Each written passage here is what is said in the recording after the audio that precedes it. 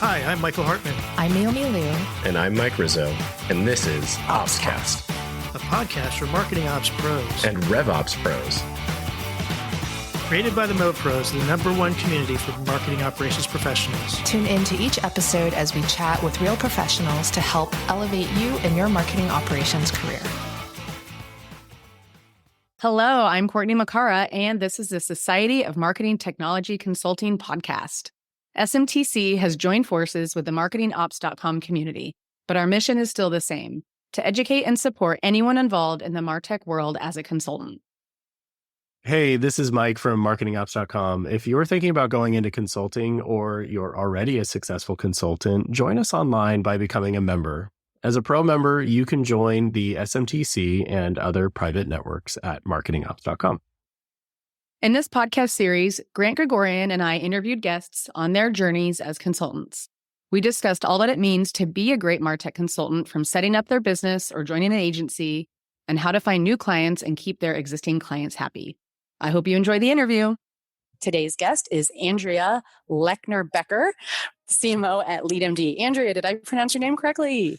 You nailed it. Woohoo! Thanks. Yeah. So Andrea's joining Grant and I today to talk a little bit about MOPS consulting and her experience in that world. How long have you been with LeadMD? Let's start with a little bit of your background. Yeah. So I've been at LeadMD almost 9 years.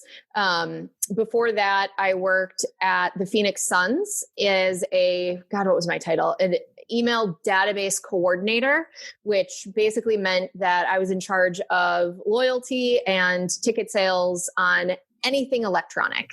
And so I learned how to use Eloqua in that job. Before that, I was probably, 26 when I started there.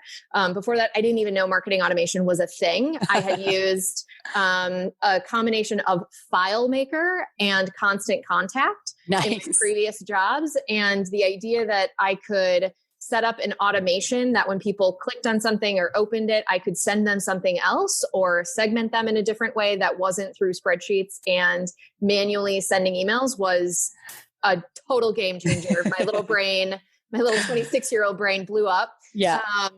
And so I learned how to use Eloqua in that job. And then I found out marketing automation consulting was a thing, which, at the Suns, I did a bunch of different kinds of things, but I really loved databases. I loved being able to segment based on very specific, intricate things. And of course, when you're marketing basketball games and concerts, that's super fun, right? You get to really think about the psychology of somebody who goes to a Garth Brooks concert and also only attends the Pacers Suns game. It's like, right. What is this person doing?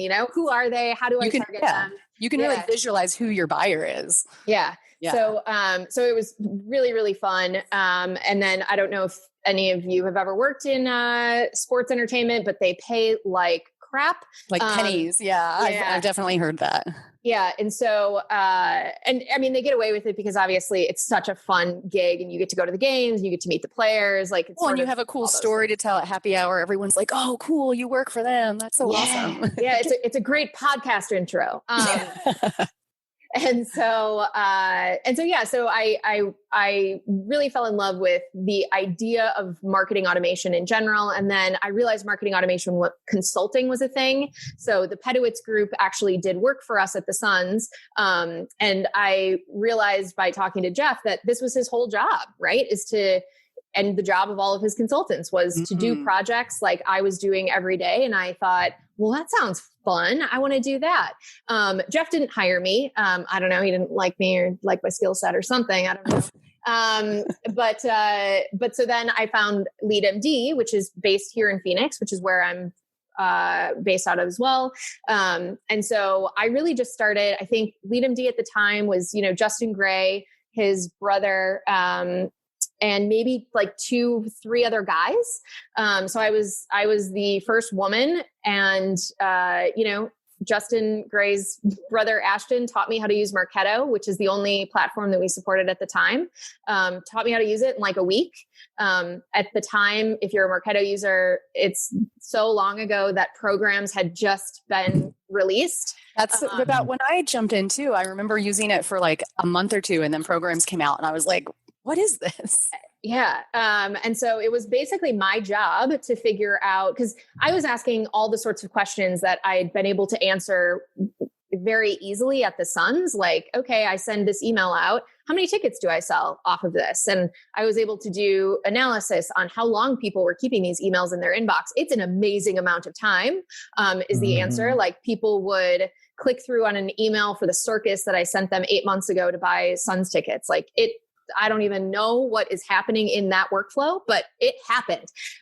So I was just used to all of this analytics. And then I came into B2B and nobody was doing that. I was like, wait a second, if we send this email out, like, how do I know if it impacted this $1 million sale? And it was like, well, that's, that's complicated. And I was like, yeah, but like, that's our job, right? Like, as marketers, I have to be able to tell my clients, like, isn't my client going to ask that? And it was like, they're not really asking that yet. And I was like, well, I'm going to be ready when they do, because it is going to happen. Right. Yeah.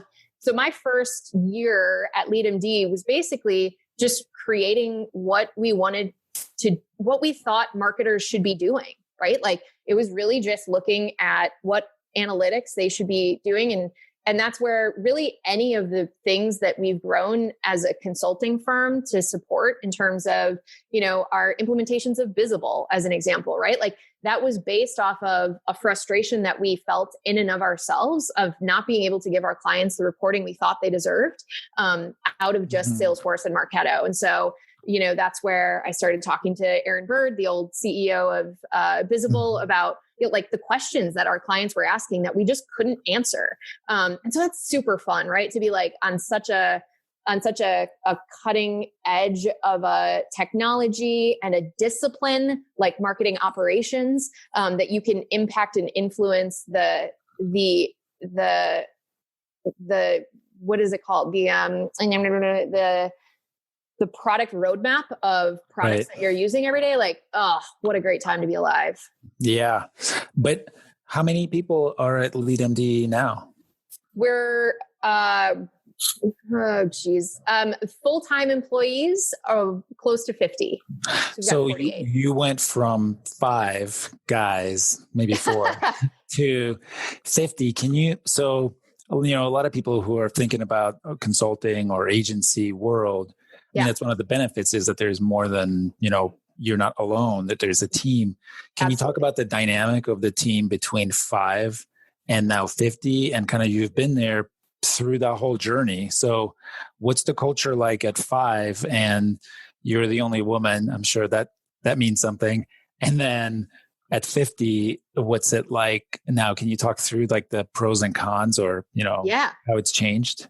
Yeah, absolutely. I think, when you're a consulting firm of 5, I kind of mentioned the Pedowitz group. I think, Jeff was in the game way before LeadMD was, and he has a great network. He is a super smart dude. And so I think we always set them up as like they were, and I do think to some extent, you kind of need an enemy, right? And I have nothing personally against Jeff. Again, I think he's super smart, great guy.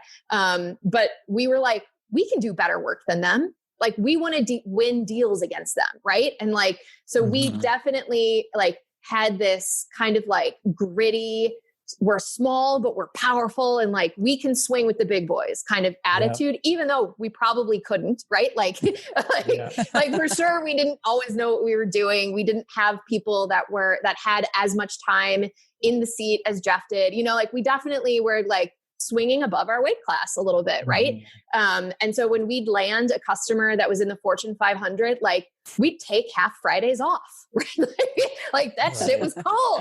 And that's sort of the culture that you have when you're like really small, right? Like, people are working like crazy, and it just is, it has tons of energy, and you only have like 4 personalities. So to some extent, you're going to hire people that are exactly like you, that think really similar to you, and have that desire at that point too. I don't think we had anybody over 30 that worked for us. You know what I mean? Like, we were super scrappy, small, young, really excited. Like, we didn't have families. So we like drank all the time. Like, it was really, really different. What happens when you get bigger? Like there's this point that kind of happens, I'd say probably around $5 million in consultancies where, you've built your business based on like 4, 5, 6, 7, 10, whatever, really smart people, right? Just being amped to be around each other, to share ideas, to like focus and grow this thing. And then this thing happens around the $5 million mark where it starts being like, we need more people. We need more scale and training those people to do this job. And we were kind of talking before we even started that, in a MOPS consulting firm, you have the actual skill set of being able to do these things in technologies and be able to consult people on the right approach, consult them on a tech stack, consult them on how to create decks that present what marketing is actually doing in terms of revenue, influence, or acquisition or whatever, right? Like you're coaching them on all of those things. But when you're a consultant, there's all of this other stuff that you have to learn around the business of being a consultant. So there's the concept of billable hours, and there's the concept of, listen, like as LeadMD, like we've invested in our approach to these things, which has allowed us to scale, but customers still have to pay for that, right? Like just because I can now get this thing done in 10 minutes that used to take me 2 hours, it would take them 18 hours to do it. So charging them 4 is fair, even though it takes you 10 minutes, right? Like there's all of those things. And there's just that like training people and educating them on the business of consulting that starts to feel like, as you get more people that you're bringing into your organizations, all that stuff starts to feel really heavy. So is that literally how we should be thinking about it? So as consultants, because that is kind of a trap a little bit as your experience and expertise goes up. And as you figure out how to do things better, like you're right, what used to take you 4 hours or maybe even 10 hours could literally take you 10 minutes. That is absolutely true. That exists in real life. And so in that case, like you can't increase your rate, whatever that number is, 400 times, because then nobody will hire you, So what the example that you gave is like, okay, we figured out a way to take that 4-hour thing and do it in 10 minutes. But like, for sure, we're going to charge for the value of the original 4 hours. But we're internally, the cost is now 10 minutes. Is that like some of the ways in which you can kind of start to earn more and kind of benefit from having specialization and benefit from having experience and expertise?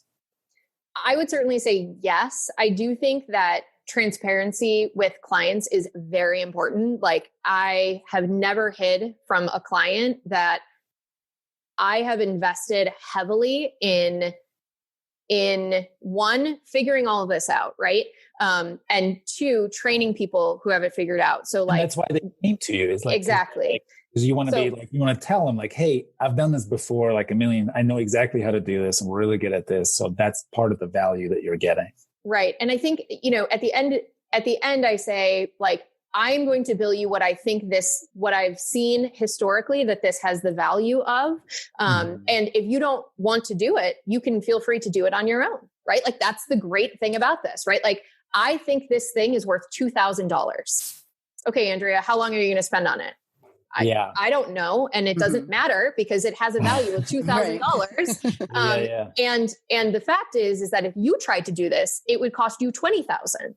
Right. Because not only it would take you that amount of time to do it, but the things that you would screw up along the way and have to go back and fix, and the potential repercussions of that on your audience, right? Like most of the things that we do touch your customer. So like, yeah, you can go create your own subscription center. For sure you can.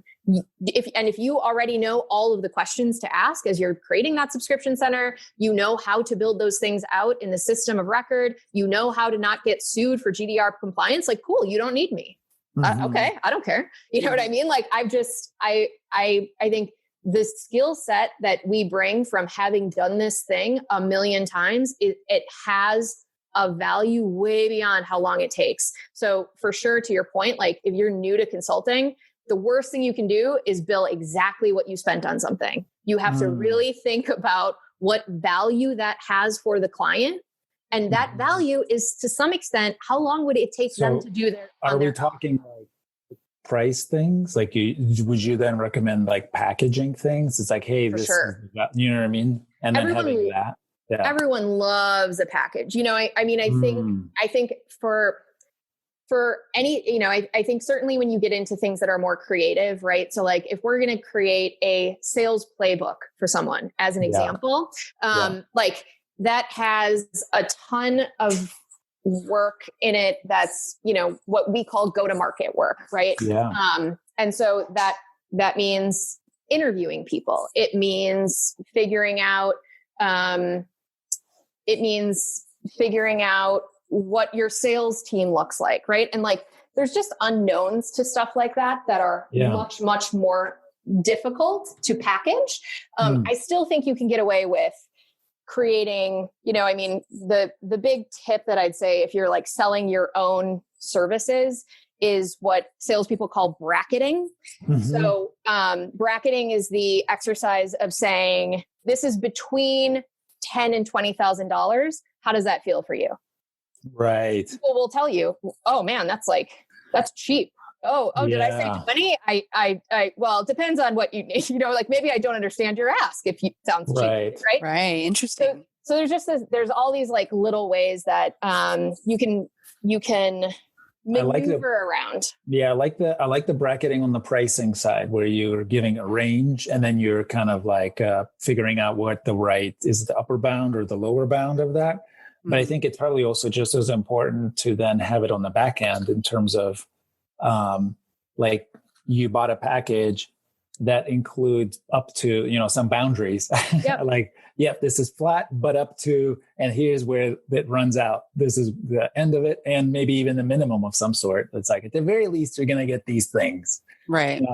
And at most you can squeeze out this much. Like maybe it's in terms of hours or time, like we'll have 3 months and that's it. After 3 months, we're done or whatever. Yeah.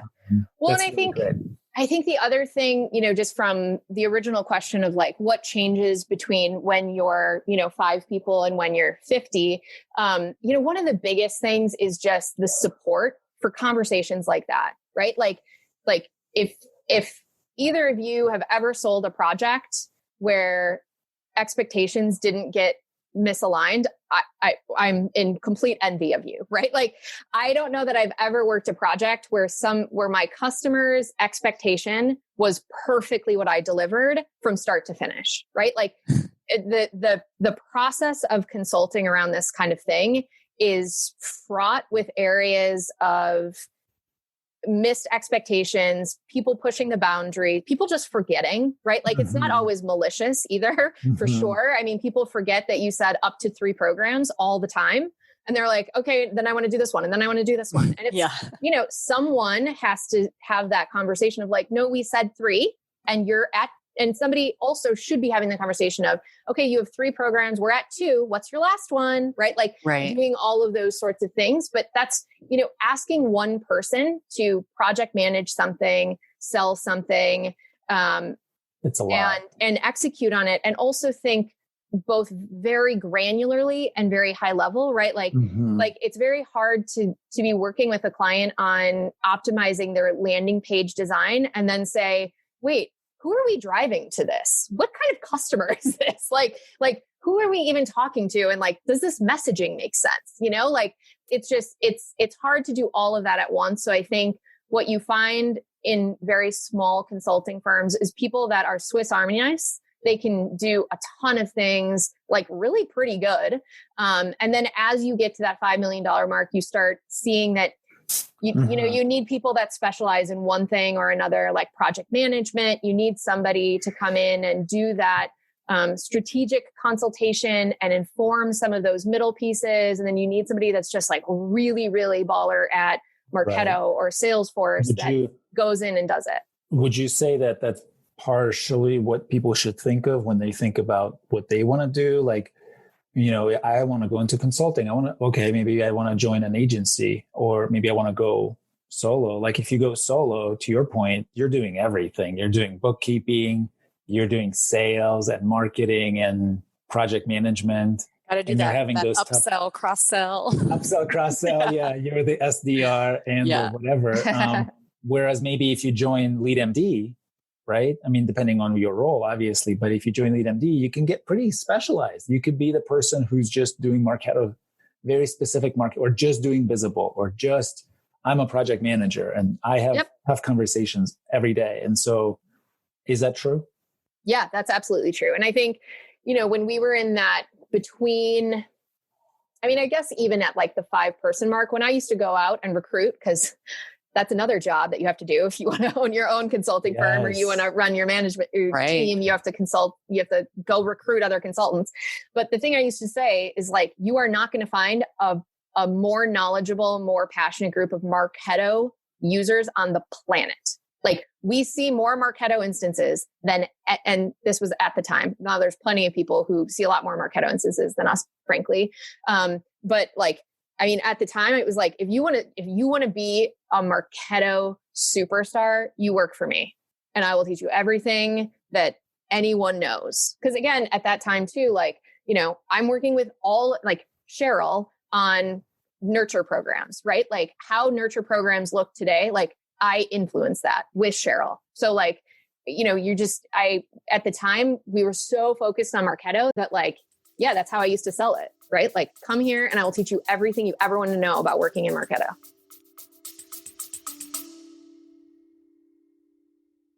Hey everyone, Mike Rizzo here, CEO of marketingops.com and co-host of OpsCast.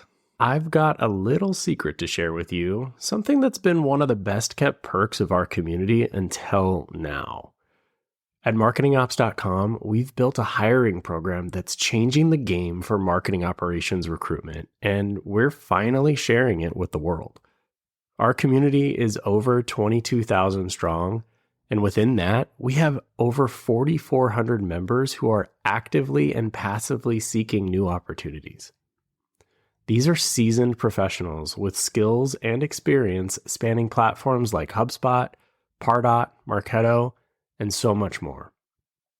Plus, we can help you fine-tune your outreach, targeting exactly the right candidates by region, years of experience, seniority level, or even agency experience.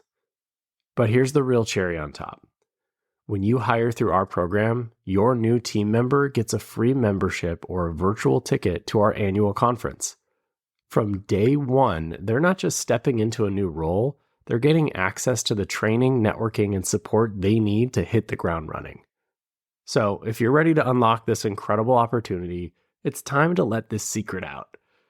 Visit marketingops.com and find your next star teammate today. Thanks for listening, and as always, keep optimizing. That's a great ringing endorsement for your recruiting there. Like, come join the rocket ship. Well, I think I really am not, I don't mean to be arrogant at all. Cause like now you have so many Marketo shops that you can live that same dream. So I think, and that's like, what a cool opportunity for people that want to come into consulting. Like you don't just have us anymore. You have Digital Pie. You have all my competitors keep getting acquired, so it's hard to know what name to give them. But you've got you just go on LaunchPoint on Marketo and look up service providers. There's a ton of us. There's a ton of individuals. Time, Andrea. It's a matter of time. It is interesting too because I'm in Portland now. I'm from Seattle, so there's Pacific Northwest agencies that I'm very familiar with and fond of. But then we're meeting people through this podcast, I'm learning about agencies in like the Mid-Atlantic or in the Midwest or the Chicago area. It is interesting that there really are so many out there. Yeah, there's plenty. So I think, now you're in a position, if you have a little bit of a Marketo skill set, that you can probably find just a ton of people. And again, like we're always all hiring. Like we just hired somebody yesterday. Like this isn't a skill set that is, it is in high demand. I should just get to the point. Right.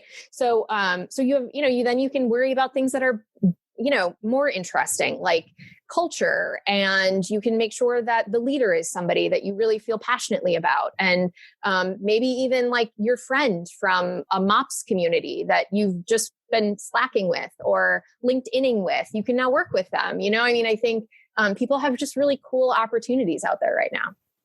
Yeah, I agree. I think it's such a fun career to end up in. I feel very, very happy to be in this little community of people.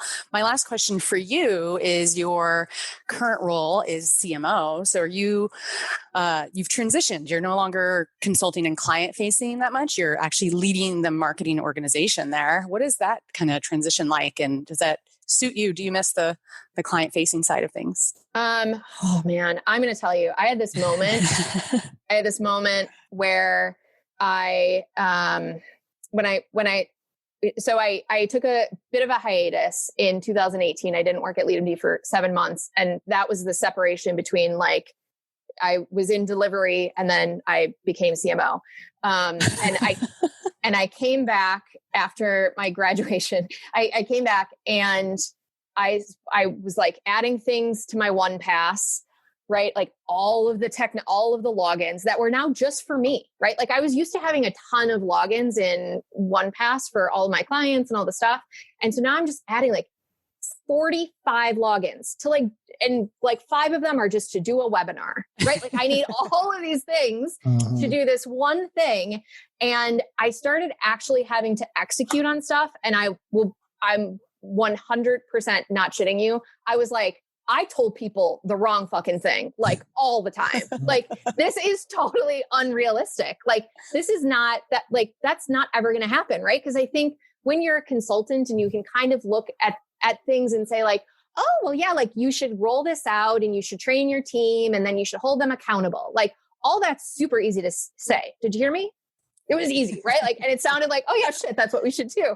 But then you actually have to start doing it and you're like, oh my God, is this hard, right? Like It all sounds so easy and then you get into it and it's so hard. So like a lot of what I do, even with the consultants that we have now, is I try to bring empathy to the real world marketer for them. So like they will say things to me, like we went through my Google Analytics at one point, right? A few months ago. And they were like, where are your goals? Like, why aren't your goals set up? Right? Like such a consulting thing to say, right? Yeah. Like you should set up goals. And I'm like, yes, I'm aware I should set up goals. The problem is I have to actually set them up. And then I have to be honest with myself. Like they have a package for that. Yeah. But it really is like, it's like, okay, I have to set them up. And then you also have to keep in mind that like, I have to report on them. Like, am I really like, what am I going to do differently once I set up those goals? And, like I'm a team of one. So like, I have to also just bring a certain level of like, just common sense to stuff, right? Like, okay, I get that the Zoom webinar registration page is like ugly. Okay. I get it. It's ugly. I'm also one person. So I have to decide if me going in and creating a really pretty landing page is going to increase the number of conversions there to a point that's worth my time, or is it not, right? So like, that's the nice thing about being a consultant is you can just, preach the dream, right? Like there's always things you can be doing better. And like, here's what I think they should be. And then you get into the actual seat and you're like, fuck that. I'm not doing that. I mean, like, it's just not worth my time. Yeah. I mean, that's part of consulting is part of the empathy part of it is listening for the context of the appetite, or their realistic expectations of what is, should be done at that organization at this maturity level, that size, their budget, whatever. So that's fair. And to bring to the team that empathy and kind of the voice of a marketer, I think that's super cool. Yeah. And like a real voice, right? Because like it is hard to get your clients to tell you stuff like that. Like it's true. Like, and just even like the approach of like, why don't you have goals set up? I'm like, first of all, I don't like the way you asked that. You know what I mean? Like you're insinuating that I'm stupid. Like that's how it feels to me. If like you're saying that to me, right? So like, don't say it like that, like let's work on some different approaches. Cause that's a little smarmy and I'm not really liking you very much right now. So it's just stuff like that I do think, it's a really fun job. I'm very, very blessed to be, to have the job of marketing marketers to marketers. Like, I don't know, it's pretty baller. So it's very pretty lucky. cool. Yeah. Well, thank you so much for taking the time to chat with us. This was so great. We learned so much. Good, because I just will ramble. Yeah, thank you very much. No, this was great. Your experience of, being at a small agency, bigger agency, and all the things that you mentioned about project scoping. It was super cool to learn about. And thank you for listening to this episode of SMTC Podcast. If you like this episode, please rate us on the platform you're listening to this on. The ratings help make the podcast better, make it easier for other people to discover it. And also be sure to subscribe. And if you haven't already, join the SMTC by going to joinsmtc.com and join as a member. It's free. We'll look forward to hearing from you. Bye.